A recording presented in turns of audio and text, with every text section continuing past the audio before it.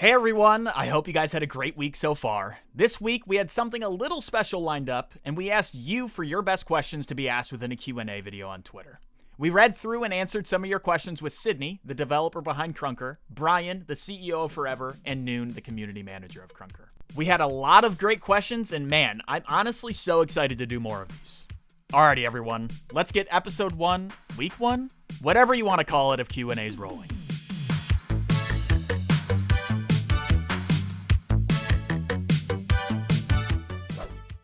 First question's from Johnny Mastro, of course, and it's, are we getting Twitch drops back for the CCs and the community?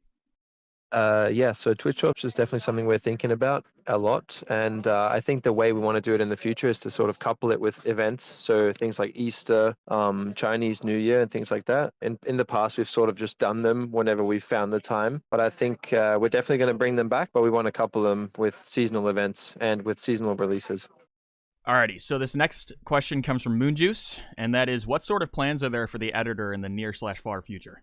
So I like that question a lot because we've spent a lot of time thinking about what we're going to do with the editor, and we haven't really done a whole lot recently. But the plans in the long term is definitely, or in the short to medium term actually, is to do libraries. So this has actually been completed for quite some time, but the plan is to allow users to use CrunkScript to create custom libraries that then other people can use. So if you were to, for example, create a library that implements some sort of custom movement mechanic, custom weapons, things like that, you can then share that, and then other people can implement that in their games as well. And I think that'll make it a lot easier for people to create more unique custom games. We also would like to revamp the UI, the HUD of the editor, because it's quite messy right now and it's not as accessible for new users. Alrighty, so the next question comes from Moon, or Moonjuice, and that is, the Season 5 announcement mentioned a big focus on increasing the player base. As we near the end of Season 6, what progress has been made? No progress has been made on growing the player base. We decided to balance Season 6 on being both, making the existing player base happy and hopefully attract new players. It seemed to make the existing player base happy. Lots of people engaged with it, but we're still working on the growing the player base piece. Alrighty, so next question comes from Lucy's, and that is, are you guys ever going to return older maps and challenges? Yeah, so definitely. I mean, we've already brought back some of the classic maps with the new classic mode, but we are planning to have a separate queue system where you can queue into classic mode specifically, and in that you'll be able to play classic maps like Bazaar and some of the other things. As far as challenges are concerned, I mean, a lot of the classic challenges that we used to have are currently still in the game, so I'm not 100% sure. The maps definitely. We're planning to add separate queues for those. Alrighty, so next question comes from I Am the Deuce, and that is, any updates of rework and facility zombie mode? There hasn't been a single completion after the heavy nerfs and Forbidden Tome has been removed. Any light on that too? Yeah, definitely. So as far as the Forbidden Tome is concerned, there was an exploit where it was very easy to be able to obtain that. So we wanted to make sure that we fix that before we allow people to unlock it again. As far as more content is concerned, we're planning to do an update around Valentine's Day that includes things like weapon upgrades, a pack-a-punch-like machine, new zombie types, and extensions to the map, and a few things that in regards to balancing and new challenges. So we've definitely been working on that. It just took a while to make sure that it's 100% solid this time, and we don't put out something that's exploitable. Next question is from Cryos, and that is, when is Zero ADS power going to be back? That's the first time I'm hearing that question, but we'll definitely put it on the list. So next question comes from Resolve, and Resolve is asking, why aren't you listening to the community when it comes to changes? The whole community has been asking for better servers, a good ranked mode that stays in the game, nerfs with some classes, but the changes we get is nothing asked for, and shit balances like an AK nerf. It's a great question. So, I mean, it's difficult to listen to feedback from everybody, so we try to collect it from places where we feel like it's relevant. For example, the ranked Discord servers and Reddit and things like that. We always get very mixed responses. It's also difficult. We look at statistics from different weapons, how many people use a certain class, how many kills do they get. So it's not an easy challenge, but we do listen.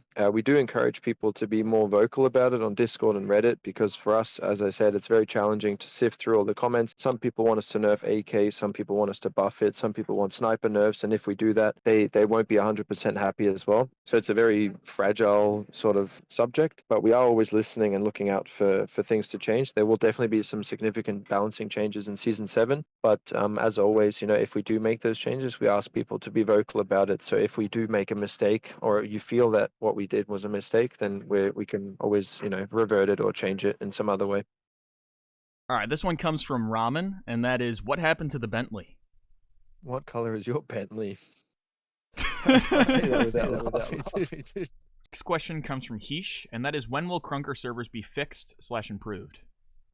All right, so just as I was saying, that this is something we've been working on, continuously over the last 4 years. There's a lot of different factors that impact network performance, like whether you're on the Wi-Fi, whether there's other people using the same Wi-Fi. But I think one of the things that we drastically can improve is isolating servers for specific things. So currently a lot of the servers are shared between custom matches and public matches. So if someone hosts a very complicated custom map, like a zombie map, it can impact the other games that are running on that server. So this is something that we want to isolate, and I think that's going to have a huge impact. So this is something that we're planning to do in the near future, and I think it'll fix a lot of the problems. PokeCuber asks, what direction are you trying to go with Krunker? I understand that you're trying to make the game bigger through mobile, but there hasn't been too much update and content updates regarding PC gamers. So initially that was a big focus for us after the merger with FRVR, to put a lot more focus on mobile, because it is a good way to get new users in. We did recently decide to split the focus so we could focus more on the .io and mobile side separately. There is now 2 teams working in parallel on both versions, which means that the original founding team plus a few additional developers are now focusing purely on Krunker.io, which will mean a lot more content for the .io web players. You'll see that in Season 7. We have a lot of things planned that are purely content focused, like a clan overhaul, new raid, and a lot of new things like that. So we look forward to putting that out. Next question comes from Drew SM, and that is, do you guys actually look at the suggestions channel in Krunker Bunker? Yeah, I mean, I don't want to speak for the rest of the team, but I'm pretty sure everyone does. I usually check it every morning, kind of scroll through it. It's hard not to be swayed by the upvotes and downvotes in there. And a lot of the things I see, I probably wouldn't add to the game, but I do see a lot of things, like if we see something that's quite easy to add, we tend to sort of add it within the next update or two. There's been a lot of quality of life changes that have come out of the suggestions channel that got added in the last few updates as well. So we definitely check it as much as we can. From Tiki, by the way, and that is, what's your goal for the future of the game? Will there also be anything content-wise that will be added that can lead to more growth of the game?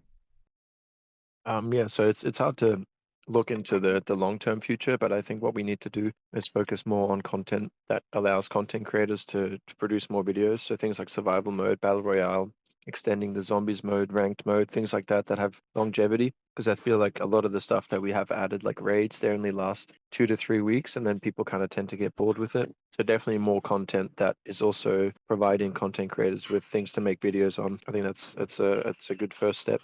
Cobalto asks, are there any plans to add inspection and or reload animations to the weapons?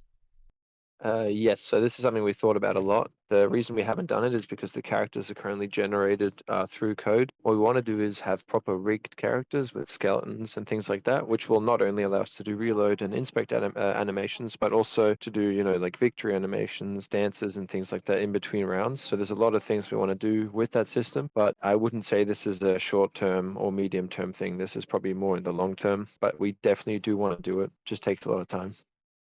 Ligmabots asks, Sid, when was the last time you had a haircut? The last one I had was last week, and before that, I think it was like 5 months ago. It was a long time. This next question comes from Kowser Cool, and Noon is going to be responding this one, and is Q&As going to be a consistent thing? Basically, what we've decided to do is make this a weekly video where you guys can submit your questions on Twitter or Reddit, and each week Sydney or someone from the team will pick and respond to 10 questions. Of course, Poison will still be there to host these in the future as well. Next question comes from Lunatize, and that is it possible and or will there be more customizability in the game? Yeah, so definitely. I mean, this is a bit of a spoiler for the next season, but what we've done now is we've separated hats and helmet items. So head items that go on top of your head versus items that cover the bottom of your head are now separate. Same with body and back items. So you're able to equip wings, let's say, but also a t-shirt or a piece of armor at the same time. So that's just one of the ways we make it more easy to customize the character. And we also do plan on keep adding more item types like the pets that we've added, shoes, trails, perhaps things like that in the future. This one's from Mario Crunker, and that is, will there be any events like the infamous Alien event? People really liked it. Yeah, so definitely. I mean, that specific event was more of a personal thing that I threw together when I was bored one weekend. But I think I would definitely like to throw something else like that together in the near future. Just a question of how much time we have to invest. But I definitely want to say yes. But it's, maybe there is something going on right now that you don't know about. But that's all I'm going to say. This next question also comes from PokeCuber, and that is, what is your plan regarding esports and competitive? Will there ever be some sort of ranked mode like Face It again? Yeah, so this is a difficult one for us because we feel like we've tried a lot of different things, from community ran tournaments to Face It to the ranked system that we had previously, the in-house ranked that we built, the queuing system. I think what we want to do is to collect a lot of feedback from community and really see what exactly it is that you guys want. I would say within the next 6 months, we would like to have something out that gives players that want a ranked experience, something to play for. It's something that we really need to put a lot of thought into because we've tried it before and it didn't work out the way we want. So the next time we do it, we want to do it right.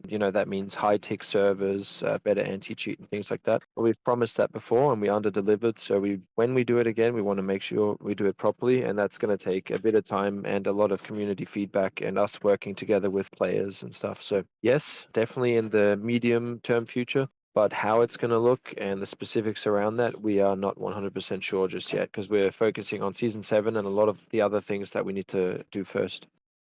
Next question comes from PokeCuber, and that is, will you implement a way to search a user by their premium name? That's a very good question. This isn't something we've actually thought about or that I've seen, but definitely now that you've mentioned it, we're going to do that. I really like that idea. Well, everyone, thank you all for tuning in, but that concludes our first official Crunker Q&A video. But, in good news, Sydney and the team have expressed that we would like to make this a weekly video for the Crunker channel. So be sure to check the Twitter for a template on how to submit questions for next week. Don't worry, we'll post that in the description. Well, everyone, I hope you all enjoyed this week's video, and quite honestly, I'm actually so excited to keep these going. Alrighty, my name is Poison, and we'll see you next week.